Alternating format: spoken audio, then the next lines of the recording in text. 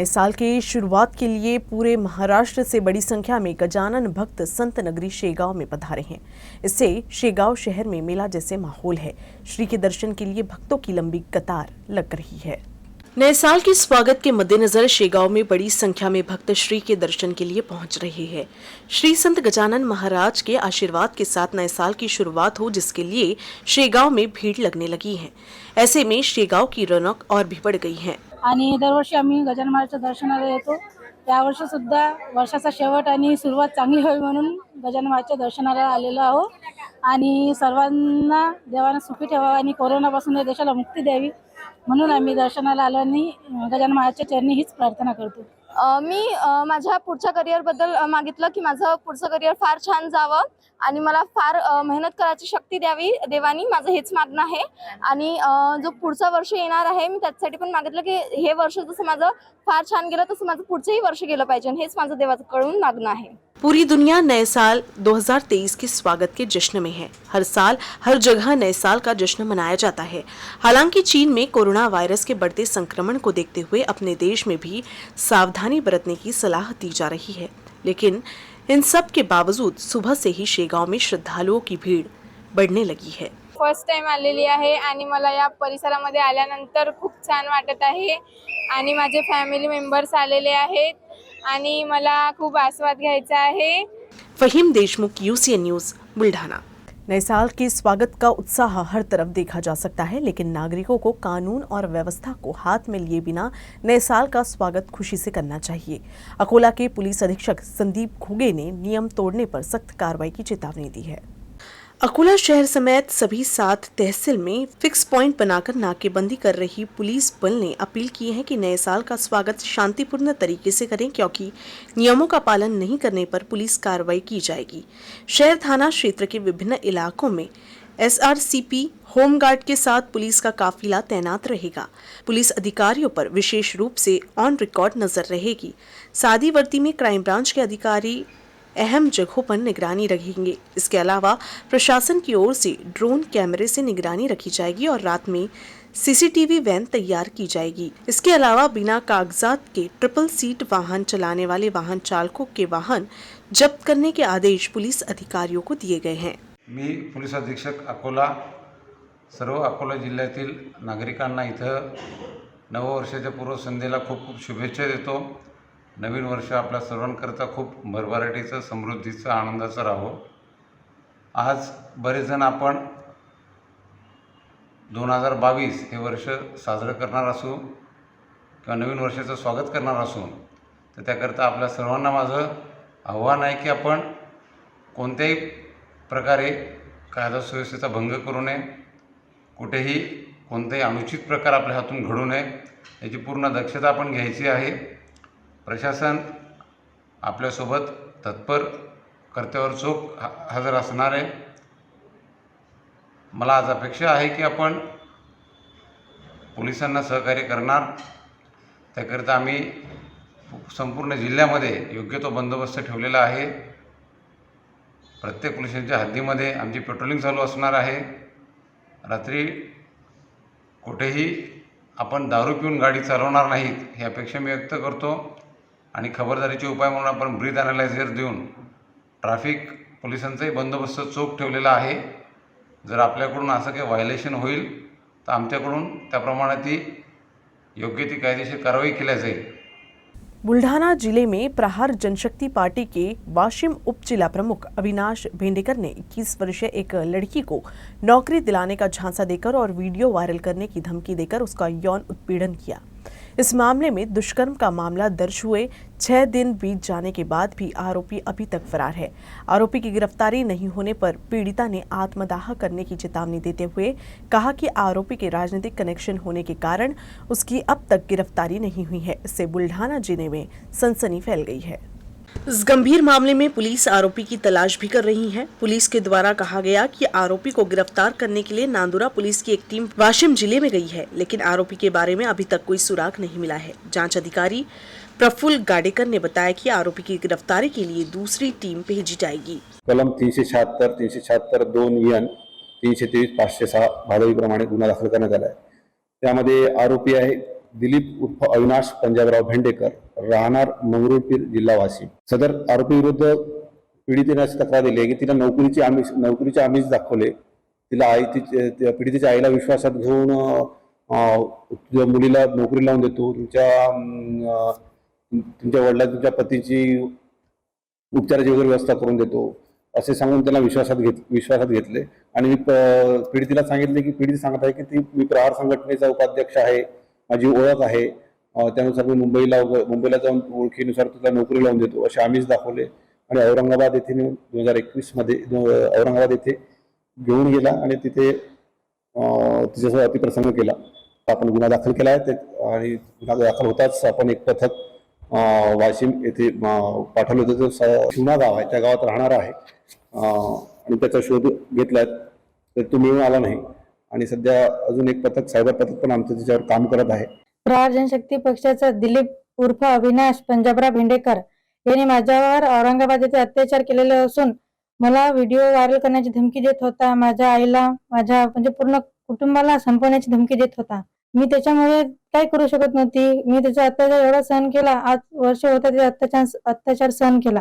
मग नंतर आम्ही नांद्रा पोलीस स्टेशनला आलो तरी नांद्रा पोलीस स्टेशन मध्ये आज 6 दिवस होत आहे त्यांनी आरोपी विरुद्ध कडक कारवाई नाही केली. आरोपी आता पण बाहेर फिरत आहे. तो एक गुंड प्रवृत्तीचा माणूस आहे आणि त्याला लवकरात लवकर पकडण्यात नाही आलं तर मी माझ्या जीवाचं कमी जास्त करून घेईन आणि याला जिम्मेदार नांदुरा पोलीस स्टेशन राहणार आहे.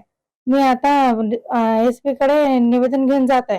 अकोला जिले में राष्ट्रीय महामार्ग क्रमांक 6 से जुड़े मंगलूर पीर मार्ग के सिंधी कैंप से खड़की तक मार्ग के चौड़ीकरण के लिए सड़क को अवरुद्ध कर एनसीपी ने प्रशासन का ध्यान आकर्षित करने की कोशिश की। ये सड़क संकरी है, इसीलिए इस सड़क पर हमेशा ट्रैफिक जाम रहता है, इसीलिए एनसीपी सड़क को चौड़ा करने की मांग कर रही है।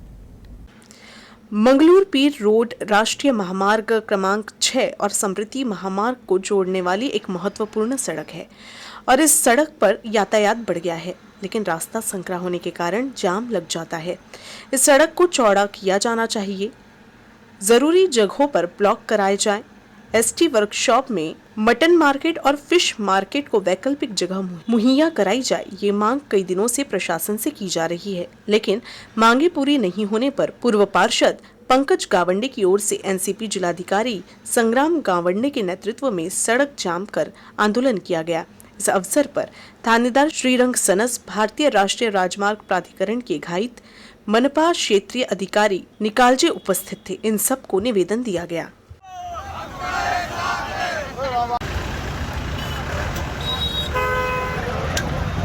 राष्ट्रवादी काँग्रेस पार्टीचा जय असो, राष्ट्रवादी युवक काँग्रेस पार्टीचा जय असो। अकोला जिला परिषद की आम सभा में विपक्ष ने निर्माण विभाग के कुप्रबंधन को लेकर चिंता जताई है। विपक्ष ने निर्माण विभाग के कार्यपालन अभियंताओं पर सवाल करते हुए बेकार प्रशासन कह दिया।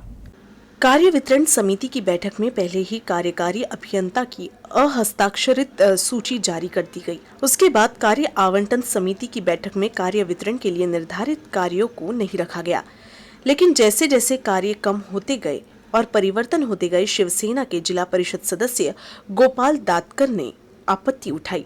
इस बैठक में कार्यपालन अभियंता ने माना कि गलती हुई है और इसकी जांच कराई जाएगी। कार्यकारी अभियंता अरबाट ने कुल 179 कार्य करने की योजना बना रहे हैं, लेकिन कुछ कार्य पूर्ण हो गए थे, इसलिए ठेकेदार संघ ने आपत्ति दर्ज कराई है। नतीजतन बैठक स्थगित कर दी गई है। शिवसेना के दातकर ने सवाल उठाया है कि जब कार्य वितरण से पहले कार्यों को प्रशासनिक स्वीकृति नहीं थी, तो कार्यपालन अभियंता के हस्ताक्षर नहीं होने के बावजूद कार्यों की सूची नोटिस बोर्ड पर क्यों नहीं लगाई गई। कार्यकारी अभियंता ने बैठक में कहा कि इस संबंध में जांच कराई जाएगी। मोटर वाहन अधिनियम की धारा 129 के अनुसार अकोला जिले में दुपहिया वाहन चालकों को हेलमेट पहनना अनिवार्य है। नए साल में हेलमेट नहीं पहनने वालों के खिलाफ आरटीओ द्वारा कार्रवाई तेज हो जाएगी। दोपहिया वाहन चालकों के लिए हेलमेट पहनना जरूरी होता है, लेकिन इसके बाद भी बहुत से वाहन चालक इस नियम की अनदेखी करते हैं। लेकिन दोपहिया वाहनों के हादसे और लोगों की सुरक्षा को ध्यान में रखते हुए अब नए साल में कार्रवाई तेज हो जाएगी। अकोला उप क्षेत्रीय परिवहन कार्यालय के माध्यम से जन जागरूकता एवं विशेष निरीक्षण अभियान के माध्यम से समय समय पर कानूनी और दंडात्मक कार्रवाई की जाती है। इन अभियान और कार्रवाई के शुरू होने के बाद दोपहिया चालकों की ओर से हेलमेट के लिए प्रतिसाद तो मिल रहा है, लेकिन कुछ दिन के बाद लोग अपनी पुरानी आदतों पर आ जाते हैं। कई बार दुर्घटना की स्थिति में सिर में चोट लगने से मृत्यु की भी संभावना होती है। इसीलिए अब 1 जनवरी से जिले में ये अभियान चलाया जाएगा। इस संबंध में उप क्षेत्रीय परिवहन अधिकारी ने जानकारी दी। उपप्रादेशिक परिवहन कार्यालय अकोलातर्फे उद्या 1 जानेवारी 2023 पासून आपण हेल्मेट तपासणी मोहीम राबवणार आहे। यामध्ये 1 जानेवारी ते 7 जानेवारीमध्ये अकोला शहरात ही मोहीम राबवल्या जाणार आहे।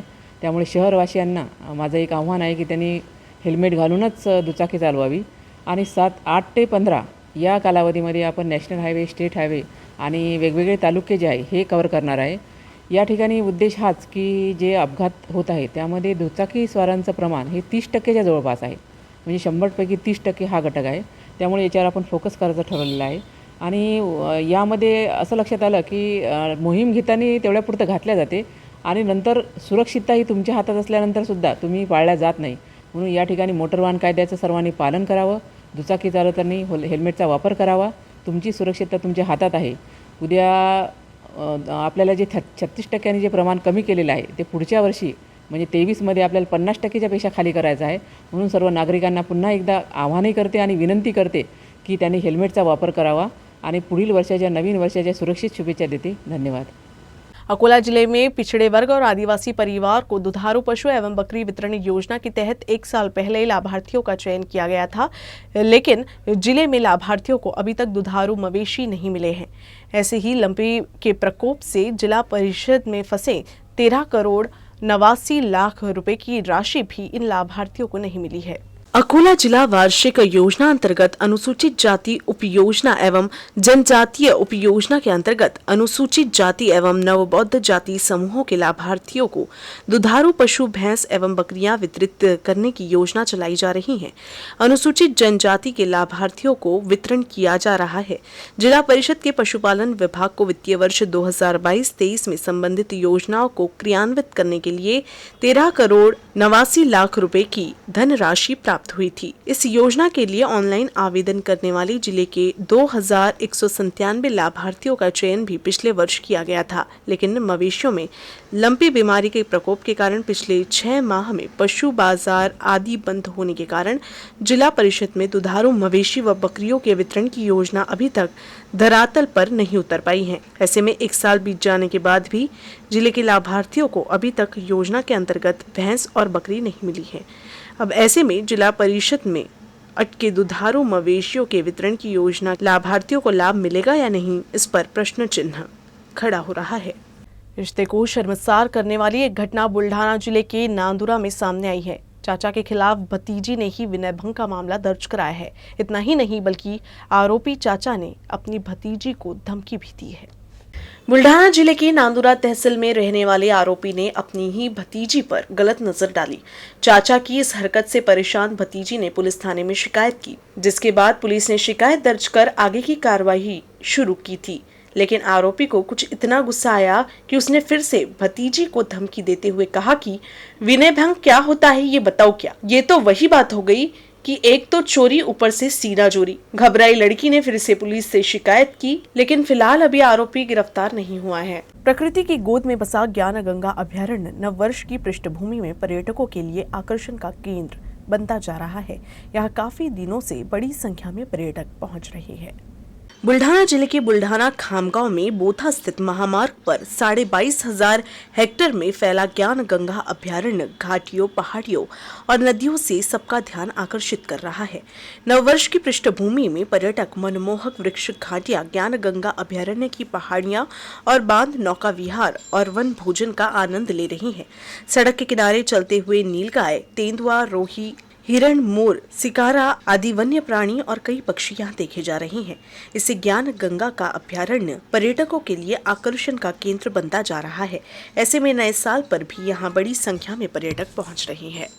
अकोला शहर में राजरत्न आम्बेडकर के नेतृत्व वाली भारतीय बौद्ध महासभा, लॉर्ड बुद्धा फाउंडेशन, वंदना संघ और सम्राट अशोक सेना की संयुक्त तत्वावधान में 1 जनवरी अशोक वाटिका में विजय स्तंभ पर मानवंदना दी जाएगी। इस अवसर पर विभिन्न कार्यक्रमों का आयोजन किया गया है। इस संबंध में डॉक्टर अरुण चक्रनारायण ने अधिक जानकारी दी। हर साल 1 जनवरी को बौद्ध अनुयायी भीमा कोरेगांव जाते हैं। 1818 के उस इतिहास को हमेशा याद रखने के लिए लॉर्ड बुद्धा फाउंडेशन वंदना संघ पिछले 8 सालों से हर साल 1 जनवरी को अकोला की स्थानीय अशोक वाटिका में 45 फीट ऊंचा विजय स्तंभ साकार कर मानवंदना देते हैं। ये प्रतिकृति हर साल उन बौद्ध अनुयायियों के लिए बनाई जाती है जो भीमा कोरेगांव नहीं जा सकते। अकोला में आयोजित पत्र परिषद में ये जानकारी दी गई।